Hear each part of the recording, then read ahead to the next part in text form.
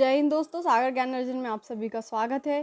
Friends, हमारे 25 जुलाई की date हमारा जो एमपीपीएससी प्री है, इसकी डेट फिर से पोस्टपोन होकर 25 जुलाई हो चुकी है। उसके लिए हम जो सीरीज़ है एमपीपीएससी प्री जीएस 1 जो हमारा पेपर है, इसकी तैयारी हम स्टार्ट कर रहे हैं। यूनिट 1 देखेंगे हम, जो कि एमपी के परिप्रेक्ष्य यानी एमपी के इतिहास से संबंधित है। यूनिट 3 देखेंगे जो कि मध्य प्रदेश के भूगोल से संबंधित है। और यूनिट 5 में हम देखेंगे मध्य प्रदेश का संविधान और उसके साथ साथ अर्थव्यवस्था। तो फ्रेंड, हम लाइन बाय लाइन इस सिलेबस को कंप्लीट करेंगे और हम इस सिलेबस को इस प्रकार से कंप्लीट करेंगे कि इसके जो नोट्स रहेंगे वो हमारे मेंस के भी काम आएंगे और हमारे प्री के भी काम आएंगे। जैसे कि फ्रेंड्स, मध्य प्रदेश का इतिहास जो हमारा यूनिट 1 का फर्स्ट चैप्टर है, मध्य प्रदेश का इतिहास, संस्कृति एवं साहित्य। तो फ्रेंड्स, इसमें हमारा फर्स्ट चैप्टर होगा मध्य प्रदेश के इतिहास की महत्वपूर्ण घटनाएं, प्रमुख राजवंश।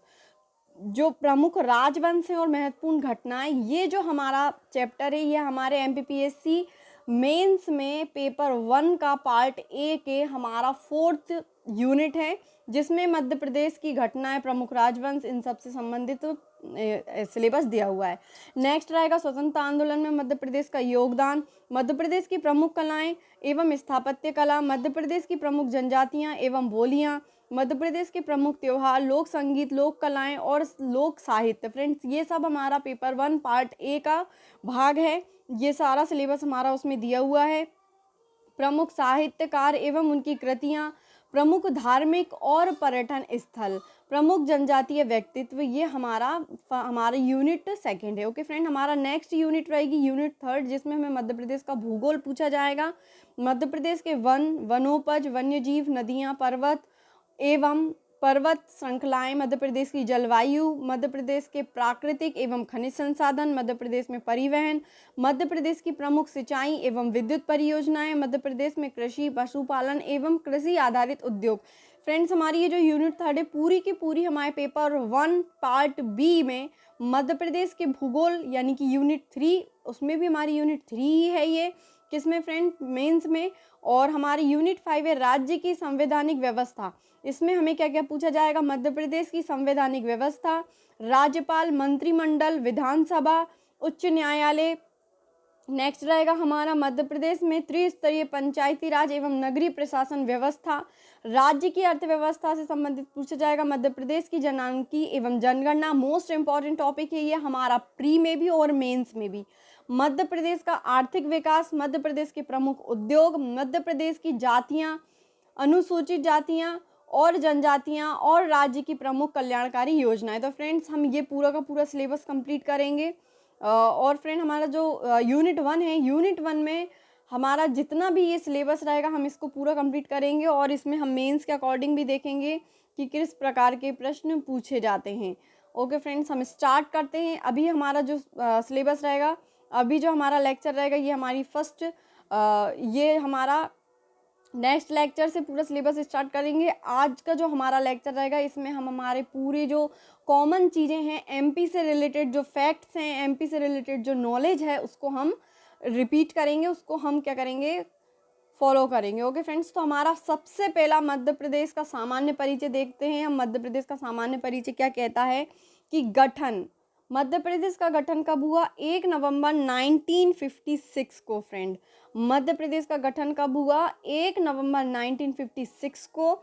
इसी दिन हम मध्य प्रदेश दिवस मनाते हैं। इस दिन का मतलब 1 नवंबर को ही हम क्या मनाते हैं, मध्य प्रदेश दिवस मनाते हैं। फ्रेंड, फिर आता है हमारा वर्तमान स्वरूप। वर्तमान स्वरूप इन द सेंस, अभी का जो हमारा भूगोल है, अभी का जो हमारी मध्य प्रदेश की शकल है, वो जो बनी है, वो कब बनी है, 1 नवंबर 2000 को। यानी कि हमारे मध्य प्रदेश से छत्तीसगढ़ को क्या कर दिया गया, अलग कर दिया गया। और जो अभी वर्तमान स्वरूप देखा जाता है, वो कब मनाया गया, कब बनाया उसको, 1 नवंबर 2000 को बनाया गया। फ्रेंड्स, नाम किसने दिया, नाम दिया है पंडित जवाहरलाल नेहरू जी ने। किसने दिया है, पंडित जवाहरलाल नेहरू जी ने दिया है। हृदय प्रदेश, हृदय प्रदेश किसने कहा है हमारे मध्य प्रदेश को, पंडित जवाहरलाल नेहरू जी ने कहा है। राज्य भाषा, मध्य प्रदेश की राज्य भाषा क्या है, हिंदी। पक्षी कौन सा है, दूधराज, या जिसको शाह बुलबुल भी कहा जाता है। और साइंटिफिक नेम क्या है, पैराडाइज फ्लाई कैचर। क्या है फ्रेंड, पैराडाइज फ्लाई कैचर। याद रखना, ये प्रश्न भी पूछे जाते हैं कि मध्य प्रदेश का राजकीय पक्षी जो है उसका साइंटिफिक नेम क्या है। तो क्या है, पैराडाइज फ्लाई कैचर। पशु, पशु कौन सा है, बारहसिंगा। बारहसिंगा में भी कौन सा फ्रेंड, ब्रेडरी जाति का, कौन सा, ब्रेडरी जाति का। और रूसे बर्ड्स डुवाउ सेली, इसको साइंटिफिक नेम है, इसका साइंटिफिक क्या है, रूसे बर्ड्स डुवाउ सैली। और फ्रेंड ये प्रश्न भी हमें पूछा जा सकता है। वृक्ष, वृक्ष कौन सा है, बरगद का। बरगद के वृक्ष को क्या बोला जाता है, फिकस बेंगाले विंस। क्या है, फिकस बेंगाले विंस, ये इसका साइंटिफिक नेम है। और फ्रेंड देखिए, राजकीय पक्षी, राजकीय पशु और राजकीय वृक्ष, ये तीनों ही कब घोषित किए गए, 1 नवंबर 1981 को। कब किए गए, 1 नवंबर 1981 को। ये बात आप याद रखना, इस प्रकार से प्रश्न पूछा जा सकता है कि राजकीय पक्षी को किस उसमें खुशी में मनाया गया, या राजकीय पक्षी कब घोषित किया। तो 25वीं वर्षगांठ, अगर ये लिखा आएगा तो ये हमें लिखना है, नहीं तो डेट हमें याद रखना है 1 नवंबर 1981। कौन सी फ्रेंड, 1 नवंबर 1981 को याद रखना फ्रेंड। पक्षी दूधराज है, पशु बारहसिंगा है, वृक्ष बरगद है। और ये इन तीनों की घोषणा, इन तीनों को राजकीय चिन्ह कब दिया गया, 25वीं वर्षगांठ यानी कि 1 नवंबर 1981 में। ठीक है। पुष्प कौन सा है, सफेद लिली, जिसका साइंटिफिक नेम है लिलियम कैंडीडम। क्या है, लिलियम कैंडीडम। ठीक है फ्रेंड, याद रखना ये भी। खेल, खेल कौन सा है, मलखम्ब है, जिसको 2013 में राजकीय खेल की पदवी दी गई। ठीक है, खेल क्या है हमारा, मलखम्ब है। नाट्य क्या है, माच। फ्रेंड इसमें बहुत से लोग कंफ्यूज होते हैं, तो ये आप याद रखना कि खेल मलखम्ब है। आप ऐसे याद रख सकते हैं, मलखम्ब, खम्ब से खेल याद रख सकते हैं, और नाट्य से माच याद रख सकते हैं। और नृत्य क्या है, राई है। नृत्य अलग होता है राई, और नाट्य यानी नाटक अलग है माच। ठीक है। नेक्स्ट हमारी फसल, राजकीय फसल कौन सी है, सोयाबीन। क्या है फ्रेंड, सोयाबीन, जिसको ग्लाइसिन मैक्स भी कहा जाता है। क्या कहा जाता है, ग्लाइसिन मैक्स कहा जाता है, इसका साइंटिफिक नेम है। मछली महासीर, जो कि 2013 में घोषित की गई, और इसको टॉरटोर भी बोलते हैं। टॉरटोर इसका नाम मतलब कि साइंटिफिक नेम है। ठीक है। गान कौन सा है, मेरा मध्य प्रदेश। क्या है, मेरा मध्य प्रदेश, जिसको किसने लिखा है, श्री महेश श्रीवास्तव जी ने। किसने, श्री महेश श्रीवास्तव जी ने। चिन्ह, हमारा राजकीय चिन्ह क्या है, 24 स्तूप आकृति के अंदर एक वृत्त है, एक वृत्त है 24 स्तूप आकृति के अंदर, जिसमें गेहूं और धान की बालियां प्रदर्शित हैं। जिसमें क्या है, एक तरफ तो गेहूं की बालियां बनी हैं और दूसरी तरफ धान की बालियां बनी हुई हैं। उपनाम, उपनाम क्या है, देखो उपनाम बहुत सारे हैं। नदियों का मायका कहा जाता है। क्यों कहा जाता है, नदियों का मायका इसलिए कहा जाता है क्योंकि मोस्ट ऑफ रिवर्स जो है वो हमारे एमपी से निकलती हैं, यानी एमपी से उद्गम होता है, इसलिए, है ना, इसलिए उनको मायका, नदियों का मायका कहा जाता है। सोयाबीन राज्य कहा जाता है, हृदय प्रदेश कहा जाता है, कोहिनूर प्रदेश कहा जाता है क्योंकि पन्ना है हमारे मध्य प्रदेश में। लघु भारत कहा जाता है, टाइगर स्टेट कहा जाता है, सेंट्रल प्रोविंसेस कहा जाता है, और बरार कहा जाता है। ठीक है, ये हमारे भारत मध्य प्रदेश के क्या है, नाम है। क्षेत्र कितना है, 308,252। फ्रेंड देखिए, ये याद रखना कि आपको कहीं कहीं पर क्या मिलेगा, 308,245 देखने को मिलेगा, है ना, कहीं कहीं 308,252 वर्ग किलोमीटर देखने को मिलेगा। और ये पूरे भारत का 9.38% है। क्या है, पूरे भारत का, पूरे भारत में मध्य प्रदेश कितना स्थान घेरा हुआ है, 9.38% घेरा हुआ है। हमारे मध्य प्रदेश में कितने संभाग हैं, हमारे मध्य प्रदेश में 10 संभाग हैं, और हमारे जिले में 52 जिले हैं। 52 जिले हैं, जिसमें से आखिरी जो लेटेस्ट में हमारा जिला है वो है क्या, निवाड़ी, जो कि टीकमगढ़ से अलग होकर बनाया गया है। और कब बनाया है, 1 अक्टूबर 2018 को। ठीक है। हमारे मध्य प्रदेश में तहसीलें कितनी है, 424। कितनी तहसीलें फ्रेंड, 424 है, जो कि ये जनवरी 2019 का डेटा है। विकास खंड कितने हैं, 313। आदिवासी विकास खंड कितने हैं, 89। ठीक है। कुल नगर, मध्य प्रदेश में कुल कितने नगर हैं या शहर है, 476। कितने फ्रेंड, 476। कुल ग्राम, कुल ग्राम कितने हैं, 54903। कितने हैं फ्रेंड, 54903। राजस्व ग्राम, राजस्व ग्राम कितने हैं, राजस्व ग्राम है 553,738, 53738। ठीक है फ्रेंड। नगर निगम, मध्य प्रदेश में नगर निगम कितने हैं, 16। नगर पालिकाएं कितनी है 99, नगर परिषद कितने हैं 293, और ग्राम पंचायत कितनी है 313, जिला पंचायत कितनी है 51। फ्रेंड अभी 52 भी नहीं बनी है, ठीक है। जोन यानी आईजी की जोन 11, लोकसभा सीटें 29, जिसमें आरक्षण एससी को 4 और एसटी की सीटें कितनी हैं 6। याद रखना फ्रेंड, लोकसभा सीटें 29 हैं, जिसमें से आरक्षण अगर देखा जाए तो एससी के लिए 4 सीटें हैं और एसटी के लिए 6 सीटें हैं। राज्यसभा सीटें कितनी है 11। विधानसभा सीटें कितनी है 203 और +1 एक जो है क्या है आंग्ल इंडिया की है, ठीक है।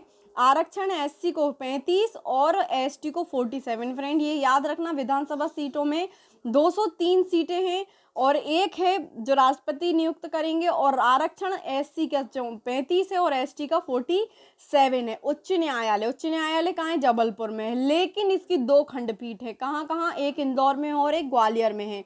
पूर्वी जिला फ्रेंड, जैसे कि मानते हैं कि ये दिशा है, ठीक है। पूर्व में सिंगरौली, पूर्वी जिला पूर्व में क्या है सिंगरौली है। दक्षिणी जिला कौन सा है बुरहानपुर है। पश्चिमी जिला कौन सा है अलीराजपुर है। और उत्तरी जिला कौन सा है मुरैना है। फ्रेंड ये प्रश्न पूछा जाता है, मोस्ट इंपॉर्टेंट प्रश्न है ये प्रश्न पूछे जाते हैं कि सबसे पूर्वी जिला कौन सा है। सबसे पूर्वी जिला कौन सा है फ्रेंड, सिंगरौली है। सबसे दक्षिणी जिला कौन सा है बुरहानपुर है। सबसे पश्चिमी जिला कौन सा है अलीराजपुर है। और सबसे उत्तरी जिला कौन सा है मुरैना है। और मध्य जिला, सबसे बीच का जिला कौन सा है सागर। कूड़ेदान मुक्त शहर कौन कौन सा, पन्ना, सैलाना, कुक्षी, नगर। फ्रेंड देखिए ये चीज को समझने की कोशिश करना कि कूड़ेदान मुक्त शहर कौन कौन सा है, पन्ना, सैलाना और कुक्षी नगर। नेक्स्ट है 10 लाख से अधिक जनसंख्या वाले नगर। ऐसे कौन से नगर हैं जिनकी जनसंख्या 10 लाख से ज्यादा है। सबसे पहले आगे आता है इंदौर, फिर भोपाल, फिर जबलपुर, फिर ग्वालियर। अब फ्रेंड हम इसको थोड़ी दिशा के अकॉर्डिंग समझने की कोशिश करते हैं कि आखिर ये क्या कहना चाह रहा है। देखिए ये जो हमारी दिशा है उत्तर दिशा में 260 डिग्री हमको देखने को देशांतर देखने को मिलता है, जिसमें जो नदी है उत्तरी नदी कौन सी कहलाएगी, हमारी चंबल नदी कहलाएगी। और उत्तरी जिला कौन सा कहलाएगा, मुरैना कहलाएगा, ठीक है। फिर आता है हमारा पूर्व दिशा में 82 डिग्री 48 हमको देखने को मिलता है। और यहाँ पे मैकाल पर्वत श्रेणी है, यानी कि सबसे पूर्वी हिस्सा जो है वो मैकाल पर्वत श्रेणी है। और पूर्वी जिला कौन सा है, सिंगरौली है। फ्रेंड इसको पूरी तरह से याद कर लेना क्योंकि ये पूछा जाता है। और अगर मान लो आपको मेंस में ये क्वेश्चन आता है और आप अगर ऐसा बना के आ जाएंगे तो आपको जो कॉपी चेकर रहेगा उसका एक अच्छा आकर्षक बनेगा, ठीक है। और दक्षिणी 21 डिग्री 6 है। और सबसे दक्षिणी जिला है बुरहानपुर। और दक्षिणी क्षेत्र में क्या पाई जाती है, ताप्ती नदी पाई जाती है, ठीक है फ्रेंड। नेक्स्ट आता है हमारा पश्चिमी क्या है 74 डिग्री 9 और पश्चिमी जिला कौन सा है अलीराजपुर, ठीक है। और हमारा जो पश्चिमी क्षेत्र क्या है राजपीपला पहाड़ी, क्या है राजपीपला पहाड़ी, ठीक है फ्रेंड्स। तो याद रखना उत्तरी क्षेत्र है चंबल नदी, पूर्वी क्षेत्र है मैकाल पर्वत श्रेणी, दक्षिणी क्षेत्र है ताप्ती नदी और पश्चिमी क्षेत्र है राजपीपला पहाड़ी, ठीक है फ्रेंड। देखिए नीचे से ऊपर यानी कि लंबाई कितनी है इसकी 605 किलोमीटर और चौड़ाई कितनी है 870 किलोमीटर, ठीक है। नेक्स्ट हमारा पॉइंट आता है कि मध्य प्रदेश अक्षांशीय दृष्टि से उत्तरी गोलार्ध तथा देशांतरीय दृष्टि से पूर्वी गोलार्ध में विस्तृत है, ठीक है। अगर हम अक्षांशीय दृष्टि से देखें तो उत्तरी गोलार्ध में है और देशांतरीय दृष्टि से देखें तो पूर्वी गोलार्ध में विस्तृत है, ठीक है। भारत की मानक समय रेखा कहाँ क्या है 82 डिग्री 30 जो कि पूर्वी देशांतर है, अभी हमने पढ़ा था। मध्य प्रदेश के सिंगरौली से गुजरती है। कहाँ से गुजरती है फ्रेंड, मध्य प्रदेश के सिंगरौली, बिल्कुल सिंगरौली के बीच से गुजरती है, एकमात्र जगह से। तो ये आप याद रखना कि कहाँ से गुजरती है, सिंगरौली से गुजरती है फ्रेंड। इसी तरह के हमने और भी चीज़ें पढ़ी हैं कि 26°3 कहाँ से गुजरती है, तो आपको पता होना चाहिए मुरैना से गुजरती है। 21°6 कहाँ से गुजरती है, बुरहानपुर से गुजरती है। 74°9 कहाँ से गुजरती है, तो अलीराजपुर से गुजरती है। और लास्ट 82°48 कहाँ से गुजरती है फ्रेंड, सिंगरौली से गुजरती है। ठीक है, मध्य प्रदेश के केंद्र बिंदु देख लेते हैं फ्रेंड। केंद्र बिंदु यानी कि सेंटर ऑफ पॉइंट, पृथ्वी का अगर केंद्र देखा जाए तो मध्य प्रदेश में ही केंद्र मिलेगा, जो कि क्या है, मंगलनाथ उज्जैन। कहाँ है, मंगलनाथ उज्जैन, उज्जैन जिला में आता है मंगलनाथ। ठीक है, अगर अखंड भारत का क्या मतलब होता है, जो हमारा पहले भारत था, जिस समय पाकिस्तान, बांग्लादेश ये सब हमारे देश में आते थे, उस समय का केंद्र बिंदु अगर देखा जाए तो क्या है, बरसाली बैतुल। फ्रेंड देखिए, ये फैक्ट हमारे लिए बहुत इंपॉर्टेंट है। ठीक है, तो अखंड भारत के अगर केंद्र बिंदु देखा जाए तो क्या है, बरसाली बैतुल। और अविभाजित भारत का केंद्र बिंदु अगर देखा जाए तो करौंदी कटनी। क्या है, करौंदी कटनी। अविभाजित भारत का केंद्र बिंदु अगर देखा जाए तो क्या है, करौंदी कटनी। वर्तमान भारत का केंद्र बिंदु, अभी जो हमारा भारत है, इसका अगर देखा जाए तो क्या है, विदिशा। फ्रेंड देखिए, यहाँ पे आप कंफ्यूज नहीं होना। अखंड भारत का मतलब ये है, जब नेपाल और भूटान ये सब भी हमारे देश में आते थे उस समय का है, उस समय बरसाली बैतुल था। और अविभाजित यानी विभाजित कौन कौन हुआ, पाकिस्तान और बांग्लादेश, तो उनको अगर गिना जाए तो करौंदी कटनी है। और वर्तमान में जो भारत है अगर उसको देखा जाए तो क्या है, विदिशा है। ठीक है फ्रेंड, और मध्य प्रदेश का अगर केंद्र बिंदु देखा जाए तो क्या है फ्रेंड, सागर। क्या है, सागर। ठीक है, ये प्रश्न पूछा जा चुका है कि मध्य प्रदेश का केंद्रीय बिंदु क्या है। अगर ये पूछा गया है तो बाकी के केंद्र बिंदु भी पूछे जा सकते हैं। अब देखिए फ्रेंड, कर्क रेखा, टॉपिक ऑफ कैंसर, 23°30 उत्तरी अक्षांश भी इसको कहा जाता है। क्या कहा जाता है फ्रेंड, 23°30 उत्तरी अक्षांश भी इसको कहा जाता है।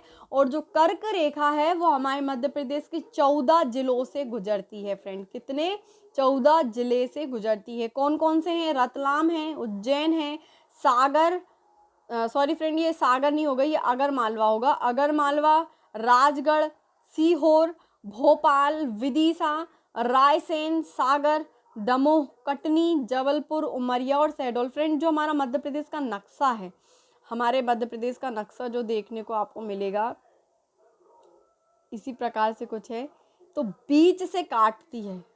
जो कर्क रेखा है वो क्या करती है, बीच से काटती है, बिल्कुल। ठीक है, तो उसमें जो सीधी एक लाइन गई हुई है, उस लाइन के हिसाब से कि पहले रतलाम, फिर उज्जैन, फिर अगरमालवा, फिर राजगढ़, सीहोर, भोपाल, विदिशा, रायसेन, सागर, दमोह, कटनी, जबलपुर, उमरिया और शहडोल, ये इसमें आते हैं। ठीक है, ठीक है फ्रेंड, नेक्स्ट आता है सीमावर्ती राज्य। सीमावर्ती राज्य अगर मध्य प्रदेश के देखें तो मध्य प्रदेश के जिले जो 5 राज्यों से जुड़ा हुआ है हमारा मध्य प्रदेश, उत्तर प्रदेश से, राजस्थान से, महाराष्ट्र से, गुजरात से, छत्तीसगढ़ से, तो इनसे हमारे मध्य प्रदेश के कौन कौन से जिले टच होते हैं वो हम देख लेते हैं। ठीक है, तो कितने होते हैं फ्रेंड, सर्वाधिक सीमा जुड़ी है हमारी उत्तर प्रदेश से और 13 हैं। ठीक है, अब इसमें हम देखते हैं कौन कौन से हैं।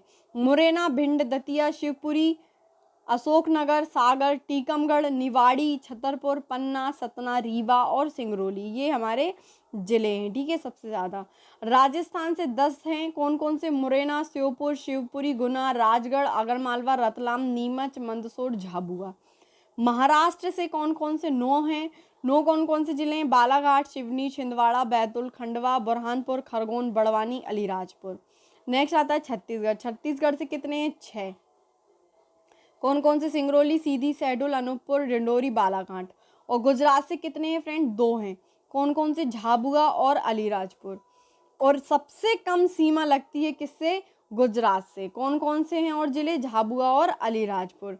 नेक्स्ट आता है हमारा मध्य प्रदेश के अंतर्वर्ती जिले। मध्य प्रदेश के अंतर्वर्ती जिले यानी कि जिनसे कोई भी सीमा नहीं लगी है, वो कौन कौन से, ग्वालियर, धार, शाजापुर, रायसेन, नरसिंहपुर, जबलपुर, विदिशा, इंदौर, सीहोर, होशंगाबाद, दमोह, मंडला, उज्जैन, देवास, भोपाल, हरदा, कटनी, उमरिया। ये सारे के सारे कितने जिले हैं, 18। ये याद रखना फ्रेंड्स, नाम इतने नहीं पूछे जाएंगे लेकिन ये पूछा जा सकता है कि मध्य प्रदेश के अंतर्वर्ती जिले कितने हैं, तो आपको याद होना चाहिए 18। अब फ्रेंड्स देखिए, हम कुछ मोस्ट इंपॉर्टेंट फैक्ट देख लेते हैं। सिंगरौली जिला, सिंगरौली जिला वो जिला है जो मध्य प्रदेश और छत्तीसगढ़ को छूता है, यानी कि छत्तीसगढ़ को भी छूता है और मध्य प्रदेश को भी छूता है और अपने मध्य प्रदेश का जिला है, ठीक है। उत्तर प्रदेश और छत्तीसगढ़ को छूता है। नेक्स्ट आता है झाबुआ जिला। झाबुआ जिला राजस्थान और गुजरात दोनों से टच होता है, ठीक है। ये राजस्थान, ये गुजरात और ये है झाबुआ, ठीक है। बालाघाट, बालाघाट महाराष्ट्र और छत्तीसगढ़ 2 जिलों को टच करता है। किन किन को? महाराष्ट्र और छत्तीसगढ़ को। नेक्स्ट आता है अलीराजपुर। अलीराजपुर महाराष्ट्र और गुजरात दो राज्यों को छूता है। फिर एक नेक्स्ट आता है कि मुरैना और शिवपुरी। फ्रेंड देखिए, मुरैना और शिवपुरी ऐसे जिले हैं जो उत्तर प्रदेश और राजस्थान दोनों को टच करते हैं। अब वो कैसे करते हैं देखिए, ये ऊपर की मुंडी है, ठीक है, हमारे मध्य प्रदेश की, ये उत्तर प्रदेश है, ये राजस्थान है। तो यहाँ हमारा मुरैना आधा इसको टच करता है और यहाँ पे हमारा शिवपुरी है, तो ये यहाँ से राजस्थान को टच करता है और यहाँ से उत्तर प्रदेश को टच करता है, ठीक है फ्रेंड्स। नेक्स्ट हमारा आता है राज्य पुनर्गठन। फ्रेंड, राज्य पुनर्गठन हम हमारे नेक्स्ट वीडियो में देखेंगे और ये हमारे लिए बहुत इंपॉर्टेंट टॉपिक है। राज्य पुनर्गठन क्यों इंपॉर्टेंट है? क्योंकि ये हमारा MPPSC mains paper 1 part A में 3rd यूनिट का एक छोटा सा भाग है, राज्य पुनर्गठन और मध्य प्रदेश गठन। तो इसको हम देख लेंगे, पूरे डिटेल से देखेंगे फ्रेंड, ज़्यादा बड़े नोट्स नहीं है ये, इजीली आप इसको याद कर सकते हैं और ये हमारे लिए बहुत ही इम्पोर्टेंट होगा। ओके फ्रेंड, तो हम इसी के साथ मध्य प्रदेश का प्रथम भी पढ़ लेंगे और इसको भी हम एक बार याद कर